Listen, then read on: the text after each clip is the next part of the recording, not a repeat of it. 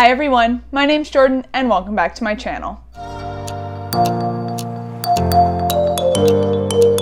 Editing Jordan here. Two prefaces. One, my dog's playing with his toys throughout a lot of this video, but I was under a time crunch and I had to film anyway, so I apologize if you can hear him playing in the background. He's too cute to take the toys away from, so here we are.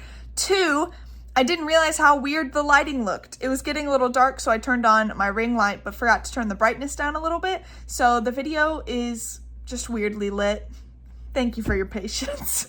I'm out here doing my best. My filming schedule has been messed up after traveling, so I'm filming at night a little bit more, which I normally don't do at all. So hopefully the content is still enjoyable.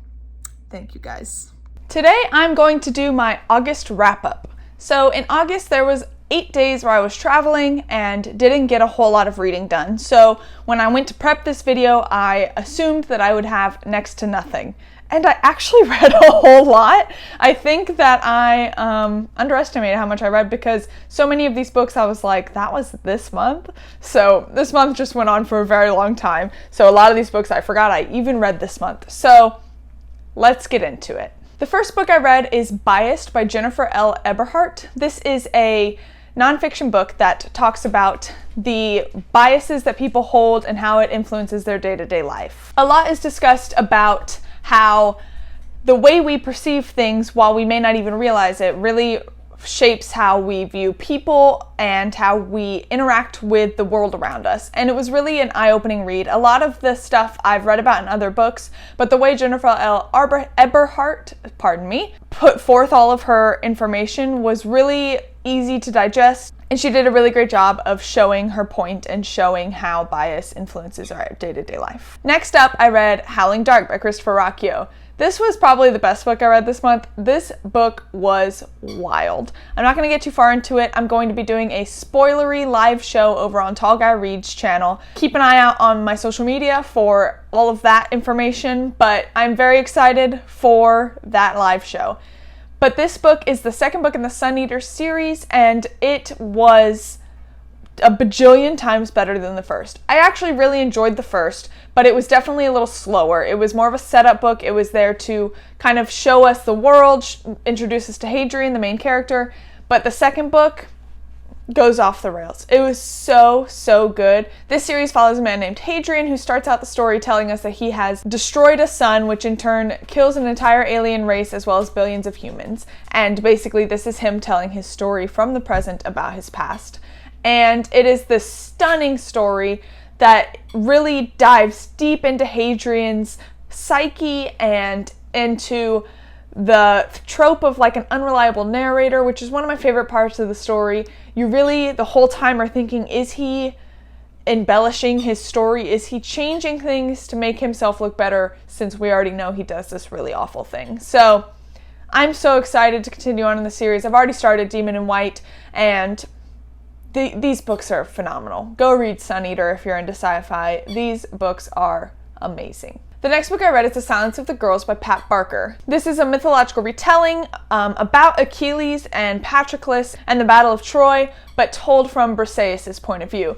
And it's really this wonderful take on this entire story that is typically told from one of the warriors' points of view, but instead we see it from the slave woman's point of view, who's just trying to survive, and you see her as she's surrounded by all these other slave women and how they're treated, and you get to see this new twist on Achilles' character, and it was just overall a really great book. I love it. I really like mythological retellings. They're some of my favorite quick reads, and this one was now one of my new favorites. I really enjoyed this book. If you like mythological retellings, I highly recommend this one. Next up, I read Tomorrow and Tomorrow and Tomorrow by Gabrielle Zevin. This is a contemporary fiction. I know, shock, I don't read contemporary fiction much, but I decided to pick this one up because I saw it all over the place, and it was pretty good. Again, not really my genre, so it's not like a top favorite 5-star read or anything, but it was enjoyable. It follows these two young people who become friends in a hospital and together end up growing up and making a game together. And it's this long-spanning story of their relationship and their game that they create and the games that follow it and their notoriety. And it was a really interesting story. It was really heartfelt, really touching, really sad. It dealt with a lot of difficult topics, but also was just an enjoyable read. I really enjoyed the characters, and I thought that the story was unique and interesting, and yeah, I like it. If you like contemporary fiction, definitely worth checking out. The audio book was pretty good. Next up, I read Best Served Cold by Joe Abercrombie. This is the first of the First Law world standalones. So this one is set a bit after the First Law trilogy, and it follows a different host of characters, almost all of which are characters that were introduced in the original trilogy, but were not the main focus. The first 400 pages I absolutely loved. It really was giving me Liza Lamora vibes. There was a lot of that heist kind of feel, and it was very good. The characters were really interesting. I was really, really loving this book, which is saying something considering I didn't love the First Law trilogy. I have a full review of that trilogy I will link above, but I didn't love the First Law trilogy. Now, I was absolutely loving this standalone. I was like, wow, Joe Abercrombie turned it around. And then he kept writing and writing and writing, and I was like, when is this book gonna end? It was 200 to 300 pages too long. The book was really good at the beginning, but then it just dragged and dragged, and I was like, can we be done now? So I ended up giving it, I think, 3 stars. If I were just rating the first 400 pages of the book, it would be 4 to 5 stars, but man, it dragged, and I could not. It was a struggle to read it. It was a chore. I'm pretty sure I skimmed the last 30 pages because I just didn't care anymore. The next book I read this month came out this month, and it was one of my most anticipated reads of the year, and that is Fury Song by Rosaria Munda. This book was absolutely phenomenal. It was the conclusion to the trilogy, and I loved it. They are YA books that are like a full revolution story. I talk about them all the time, and this was a wonderful wrap-up to it. I felt like a lot of our loose ends were tied up really nicely. A lot of the character arcs ended in a way that I felt was satisfying, and Rosaria Munda needs to go ahead and write an adult series ASAP because I will eat it up. That's my only flaw, and it's not a flaw, but my only thing I didn't love about the series is that it's YA. I feel like if this same story was written as an adult series, it would have been a bajillion times better. But I also understand that I'm not the target audience. So this series is wonderful, and if you're into revolution fantasies, very political fantasies, lots of dragons, I highly recommend it even if you're not normally into YA, because Rosaria Munda does something magical in this series, and this wrap-up was just what I wanted. I definitely cried towards the end, so very good book. Next up, I read Queen Amid Ashes by Christopher Rocchio. This is a novella set in between Howling Dark and Demon in White. It follows Hadrian, and it kind of bridges the gap between those two books. There's a pretty big time jump in between the two books, so this kind of helps us get acclimated before the next book. And I thought it was phenomenal. I liked it a lot more than the last novella in this series, and I really thought it made Hadrian take a really different turn than he has in previous books, and from what I've read at the beginning of Demon in White, it really sets the stage for how Hadrian's character will behave for at least this next bit, and I'm loving it. This novella, it only took me 2.5 hours to read. It is a really good read, and if you're interested in reading The Sun Eater, do not skip this novella. To me, I think it's a necessary part of the series. Next up, I read Netherland Bone by T. Kingfisher. This is my first Kingfisher book, and honestly, I forgot I had read it. When I went back and was looking at my list of books I read this month, I was like, I don't even remember what it's about.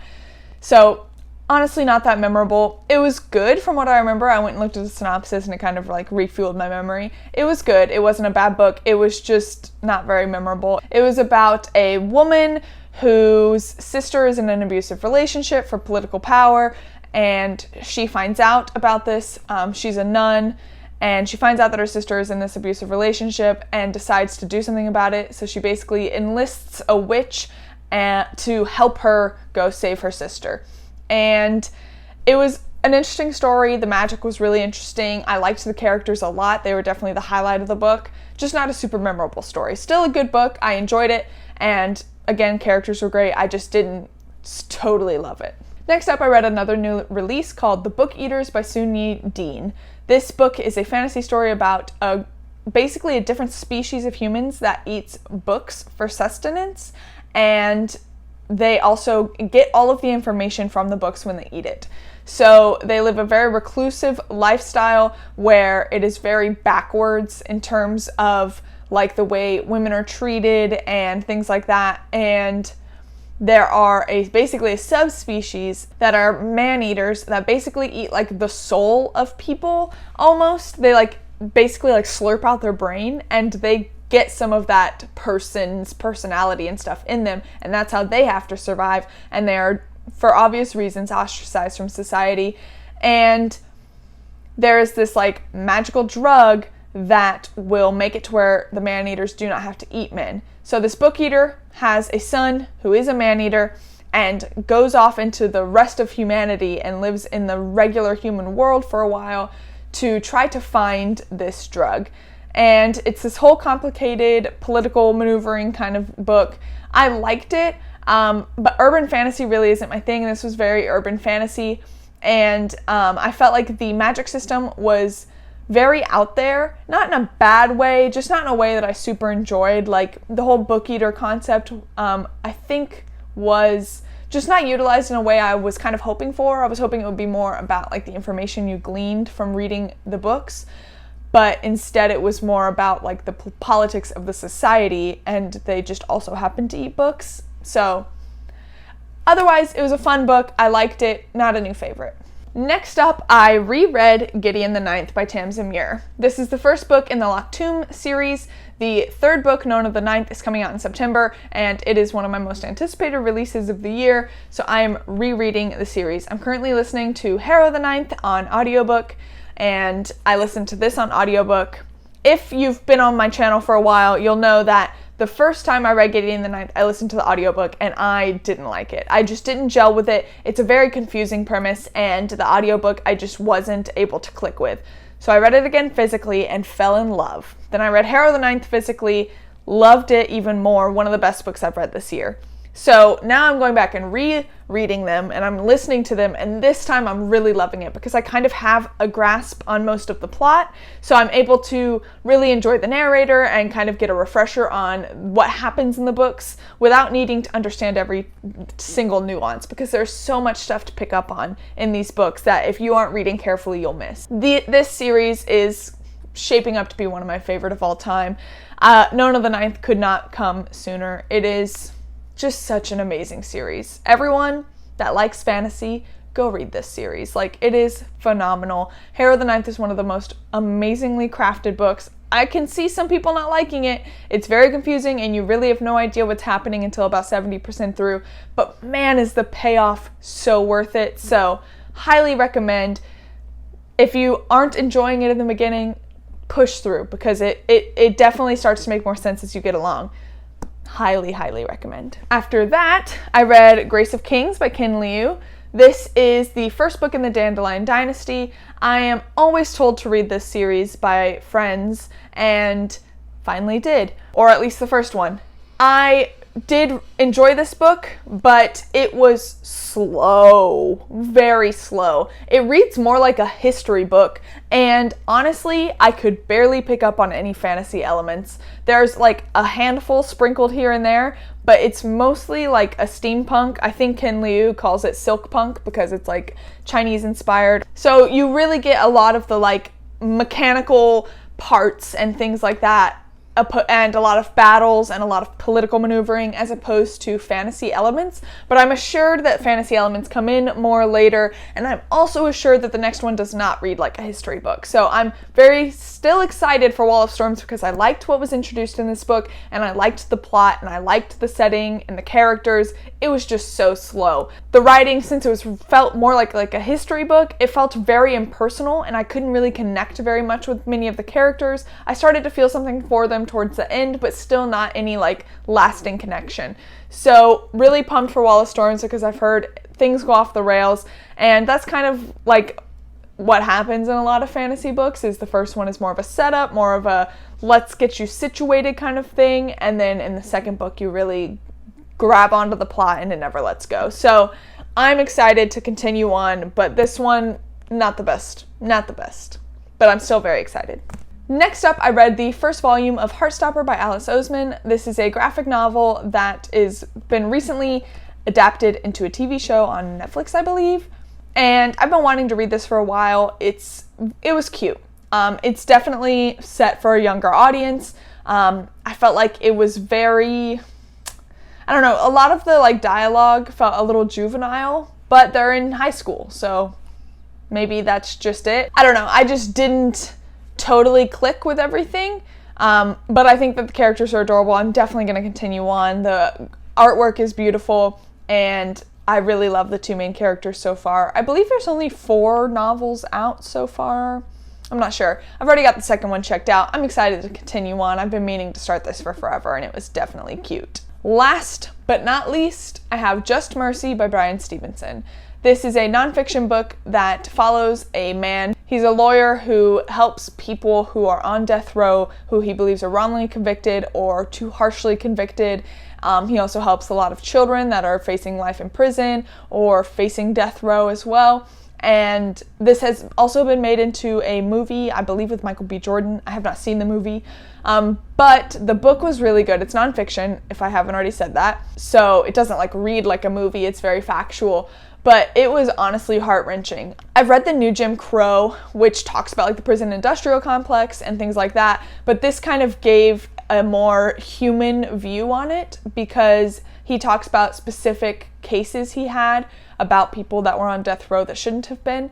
And he talks about the disparities in our justice system and how it mostly targets the poor and minorities, and the rich and a lot of white people get off with much less harsh sentences or with no sentences. So the way he writes it, I really felt so emotionally invested in all of these people he helped, and it was really eye-opening to see this from a different point of view and how flawed our justice system is. And it really kind of paints the picture of, should we even have like death sentences be a thing? If our justice system is so obviously flawed, what gives us the right to say that, yes, you 100% did it and you deserve to die? So he really showcases that, and it was honestly harrowing to read, but a very important read and a very good read. I highly recommend it. That got a little heavy, but that's all the books I read this month. Quite a lot. And considering for about 8 days, I didn't read much at all. I read on my 2 flights, but in between those 2 days, I read maybe like 30 pages. Like I didn't read anything. So pretty impressive. I'm impressed with myself. It's been a good month. And September, I have my TBR up already. I will link it above. September is gearing up to be an ambitious month. We'll see how much I can do. Off of what I've said I want to do, we will see, but maybe I'll get lucky and have just as good of a reading month as I did this month. And I recently signed up for Scribd, or maybe it's Scribed, whatever that service is, so I have a lot more access to audiobooks than I did from just my library cards, so that's fun.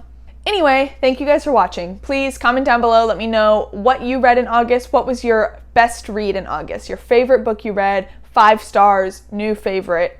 Let me hear it. Please like, comment, and subscribe. It does a lot to help grow a channel. I just recently hit 500 subscribers, so thank you to all of you who have supported me from the beginning or that have just subscribed recently. Your support means the world to me. If you are really enjoying my content, you can hit the notification bell to be notified every time I post new videos. Thank you guys for watching. Until next time.